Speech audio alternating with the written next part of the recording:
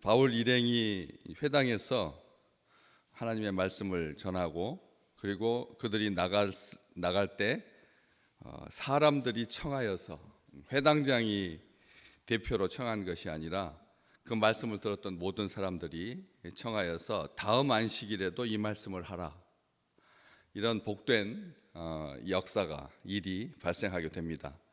우리 주님께서 사마리아에서 말씀 전하셨을 때 사람들이 며칠 더 묵으시면서 말씀을 전해달라고 했던 그런 소중한 기억들도 기록되어 있습니다. 이 다음 안식일에도 이 말씀을 하라, 하나님의 말씀을 사모하고 사슴이 시냇물을 찾기에 갈급함 같이 말씀을 듣고 싶어하는, 듣고 또 들어도 질리지 아니하는 영의 양식인 것이죠. 하나님의 말씀은 어려운 말씀 아닙니다. 그리고 또 하나님의 말씀은 반복돼서 듣게 되죠. 이게 한 번 듣고 끝나버리는 것이 아니라 계속해서 같은 핵심을 딱 말하자면 38절 39절에 있는 것처럼 이 사람을 힘입어서 죄사함을 너희에게 전하는 이것, 또 모세의 율법으로 너희가 의롭다 하심을 얻지 못하던 모든 일에도 이 사람을 힘입어 믿는 자마다 의롭다 하심을 얻는 이것, 이게 지금 강조되고 있는 거죠. 죄사함과 의롭다 하심, 죄사함과 의롭다 하심. 그런데 은혜를 누리지 못하는 사람은 이 만나에 대해서 이 하찮은 음식이라 이렇게 표현하게 되는 거죠. 이 하찮은 음식. 처음에는 야, 이게 뭐냐 이렇게 감탄하면서 그렇게 기쁘게 하늘에서 쏟아지는 양식, 하루도 빠지지 않고 거르지 아니하고 내렸던 40년간, 게다가 요단강을 건너서 길갈에 들어갔을 때야 이 만나가 멈췄던 하나님의 그 시점 타이밍이라고 하는 것이 얼마나 정확한가. 단 한 끼도 굶지 않도록 현장에서 난 소산물을 먹을 때까지 하나님께서 만나를 계속 내려주셨거든요.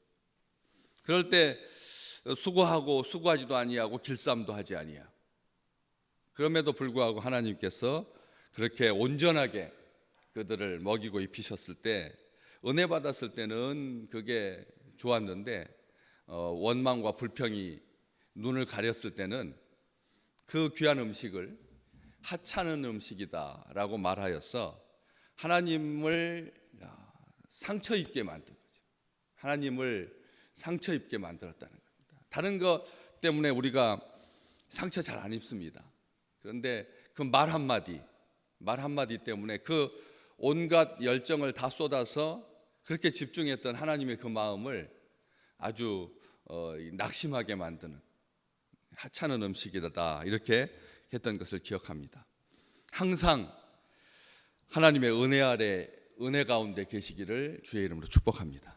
여기 43절에도 회당에서 모임이 끝난 후에 이 바울과 바나바를 따르는 그 두 사도가 더불어 말하고 항상 하나님의 은혜 가운데 있으라 이렇게 권했다, 이렇게 기록되어 있는 것처럼 하나님의 은혜 아래 있지 아니하면 아무리 귀한 말씀도 이게 자기에게 유익함도 되지 못할 뿐만 아니라 하나님에게도 함부로 하게 되는 그런 일이 발생하기 때문에 은혜 아래 있어야 된다는 거죠.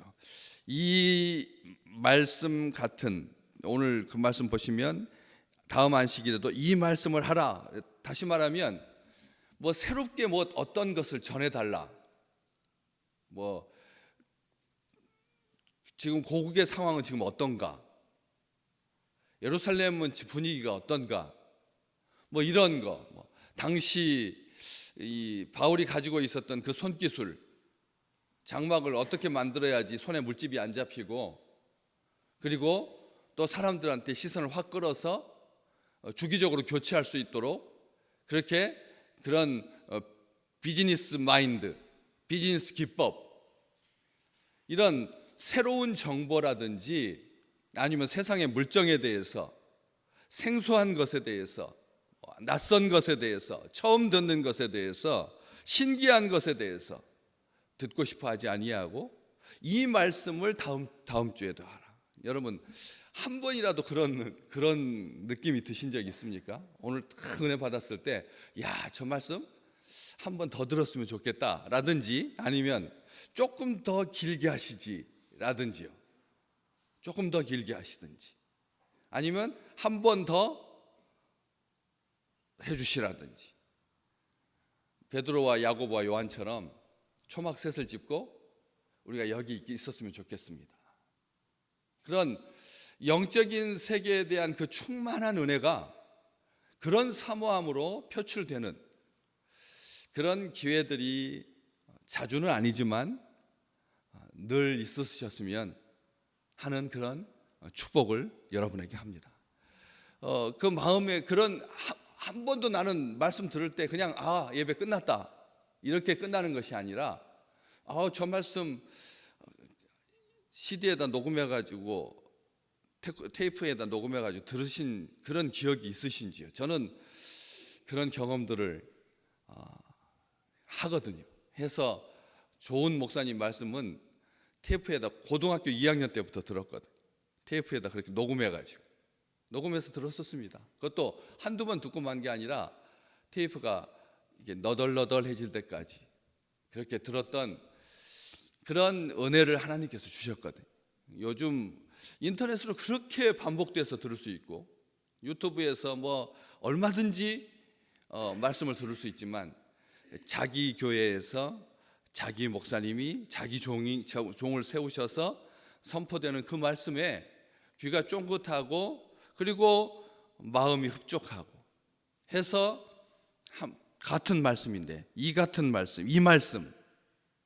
말씀을 영이 살고 뼈가 윤택해지고 영원한 언약이시며 다윗에게 허락한 확실한 은혜이신 나를 사랑하셔서 나에게 은혜와 소망과 생명과 기쁨을 주시려고 하시는 그런 하나님의 말씀, 죄를 경계하고 거룩해 하고 유혹과 미혹에 빠지지 아니하고 우리로 하여금 살게 하시는, 우리로 하여금 영생을 누리게 하시는 복된 하나님의 말씀, 예수 그리스도의 가르치심을 따라서 주의 종들을 부지런히 보내시고 세우셔서 그래서 우리로 하여금 낯설지 않게 만드시는 하나님의 말씀, 익숙한 것에 은혜 받는 거죠. 여러분 생소한 게 은혜 받는 게 아닙니다. 새 것에 은혜 받는 것은 하루짜리입니다. 새 것의 은혜는 새 아파트도 한 달 안 간다고 말씀드렸지 않습니까? 새 차도 마찬가지고 새 집도 마찬가지고 새 옷도 마찬가지입니다. 한 달 가는 그런 기쁨과 즐거움은 없거든요. 그런데 하나님의 말씀은 우리에게 지식을 더하는 것도 아니고 새 것, 처음 듣는 것, 모르는 것 원치 않았습니다. 그들은 자기들이 원하는 것, 자기들이 듣고 싶은 것, 이것저것 자극적인 것, 세상은 그렇습니다. 듣는 자는 이 듣기 편한 것, 자기에게 정보가 되고 상식이 되고 예수가 여기 있다 저기 있다 우리 주님께서 듣지 마라 그렇게 말씀해 주셨거든요. 세상은 그렇게 말한다는 거죠. 이게 우리의 인생의 비전이다. 지금 다 그렇잖아요. 대만한테도 지니까 이제 대만한테도 반도체 기술이 우리가 그냥 막 치고 올라가다가 이 대만한테도 지금 지고 있잖아요. 현실이. 그러니까 또 다른 뭐 해야겠다. 차에 들어가는 반도체. 이 전기차에 들어가는 이 반도체가 사람을 마음을 확 끌겠다. 여러분 요즘 TV에 나오는 전기차 광고들 보시면 앞에 스크린이 거의 그냥 TV 모니터만큼 커요. 길게 돼가지고 정말 시원하고요. 그다음에 유리창에다가 쏴가지고 계기판을 쏴서 유리창에다가 속도가 나고 요즘 현란한 기술들, 인터넷 기술들이 반도체 기술들이 사람의 시선을 끌거든. 대통령부터 나서가지고 충청도에다가 그냥 큰 공장이 우리나라 현대가 그냥 삼성이 해가지고 이것이 예수라는 거죠.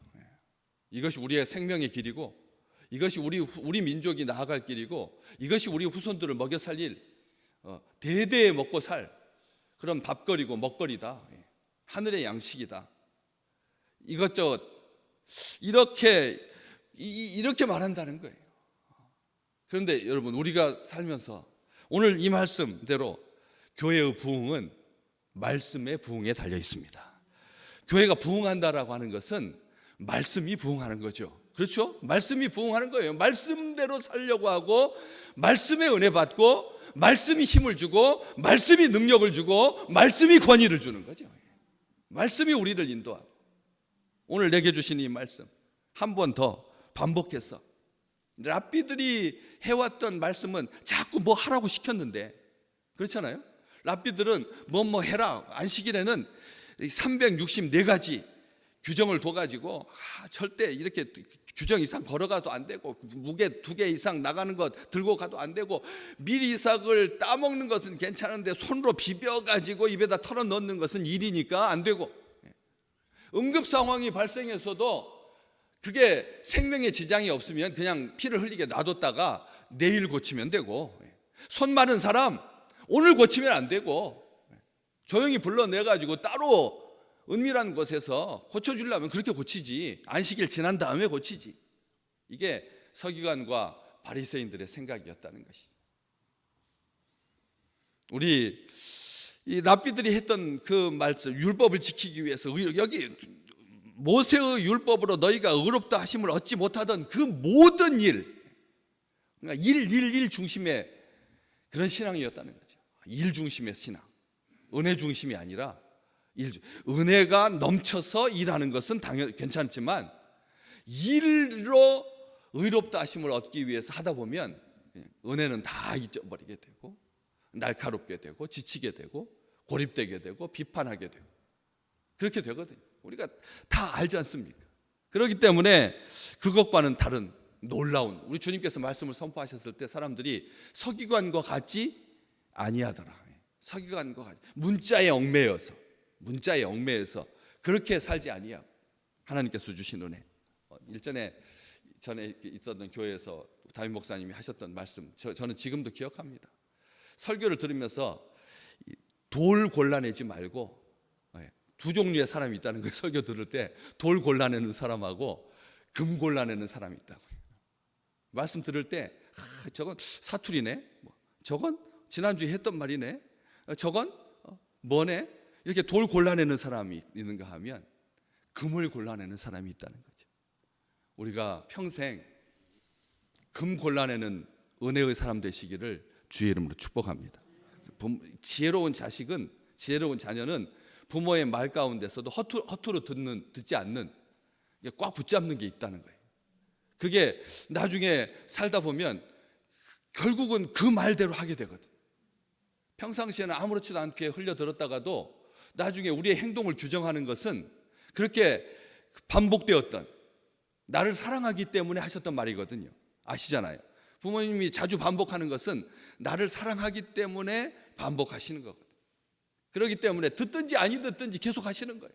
그게 나중에 돌아가신 다음에, 부모님 돌아가신 다음에 인생을 살아가면서 어려울 때, 흔들릴 때 붙잡아주고, 그리고 앞으로 나가게 하는 그런 놀라운 축복이지 않습니까? 그래서 분석하고 비평하고 그런 것이 아니라, 판단하는 것이 아니라, 들어도 늘 새롭고 행복한, 주님의 음성을 듣고, 그래서 주님의 음성을 듣기 위해서 특화된 한 귀가 세상을 향해서 쏠리는 그런 산만한, 세상의 소리에 아주 민감한 이웃집 사람이 의사인 그런 귀가 아니라, 하나님의 음성을 듣기 위해서 준비된 귀가 되시기를 주의 이름으로 축복합니다.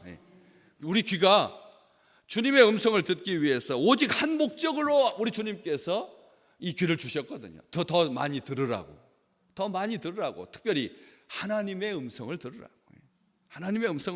그래서 오늘 내게 주신 말씀, 값없이 베푸신 하나님의 사랑, 진리, 오직 예수로만 사는 사람, 말씀의 능력이 나타나고 말씀의 권위가 나타나고. 말씀은 권위가 있습니다. 하나님의 말씀은 능력이 있습니다. 하나님의 말씀을 들을 때, 오늘 52절 맨 끝에 결론이죠. 제자들은 기쁨과 성령이 충만했다. 기쁨과 성령으로 충만하게 되는 그런 멋진 날 되시기를 주의 이름으로 축복합니다.